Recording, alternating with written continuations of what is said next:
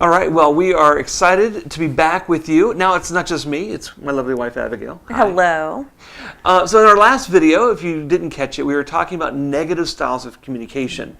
This video is going to be all about positive styles, and really there's one. It's assertive communication. Assertive communication is often used by counselors because it's the I language. This is the way for you to ask for what you want or need in a healthy way. Yeah, and so, when we had the passive aggressive and passive aggressive, they were all negative styles because they hurt the other person. And they're all dominating, but it may have been you weren't engaging, or you were engaging so rough that you're kind of stifling. So what we want to be able to do with assertive communication is use I statements and positive language to discuss the issues that you're facing. And one thing that you need to know about assertive is it sometimes doesn't happen if you're feeling emotional.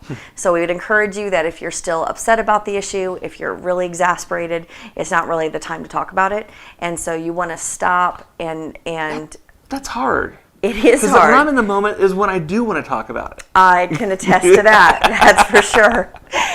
So we want to introduce to you a way to step back and make sure that you're ready to be healthy and assertive. And we call that the 3 Ps. They're pray, process, and plan. Pray, process, and plan. Now, we know that not everyone is into prayer, but don't tune us out yet, all right? We want to really help you understand this idea of pray, but also kind of take you where you are also. So the first one, again, is pray. And for some of you, this may be simply a deep breath, but the idea of prayer is releasing this negativity. If you've been upset, you know how tense you get, how your body tightens up. You don't want to be touched. You don't want to be around anybody. Or if you do, it's just to yell at them. And so pray gives you an opportunity to release this. Now, we come from the Christian worldview. We don't hide this. And so prayer is a huge part of our lives. We believe that going to God and allowing Him to have control in this area is really important, because ultimately, I know when I'm in control, I want to yell at this lady, and she is way too good for me to yell at her. Oh, listen to that. It's incredibly humbling to pour yourself out to an almighty God and to recognize that whatever you're feeling and experiencing is really small compared to God and the largeness of Him in the universe. And so that's a good perspective to have. But even a deep breath will allow you to kind of refocus and this. Yeah. Then the next part is process. And this is when you're processing through, why am I upset, exasperated, irritated?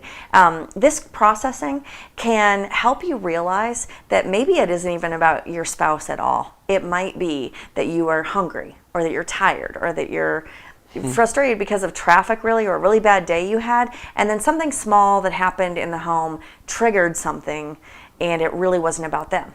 Or maybe you realize it is about them, and that's okay to realize too. Yeah, and so once you've processed that and you get to a point that you go, you know what, this isn't me. There's an issue here that I need to deal with. And that takes you to the 3rd P, which is plan. Plan what you're going to say. I know, it's crazy. You mean, you can actually go into a conversation having an idea of what you want to say before you get there. And even bigger, it can be healthy. It doesn't have to be a fight. You can actually go in with a feeling of peace, not in the moment. And we talk about this, we want to talk about emotions in a non-emotive way. And so to be able to share, here's what I'm feeling, but not in the moment of the feeling, is really important so that your spouse doesn't get defensive. Because defensiveness is not going to help anybody. Yeah. And now this is a habit that you might need to create a new habit about. And so we want to recognize that it takes time. Another angle that some people take, and we've recommended before, is a timeout. A timeout is a little bit different. It does allow you to cool off and come back and talk more.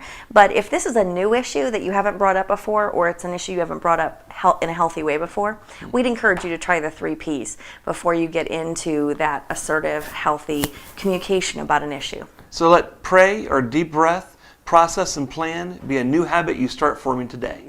And in the next session, we're going to help you unpack how to actually make that plan, how to make the plan so you can communicate to your spouse in a healthy way.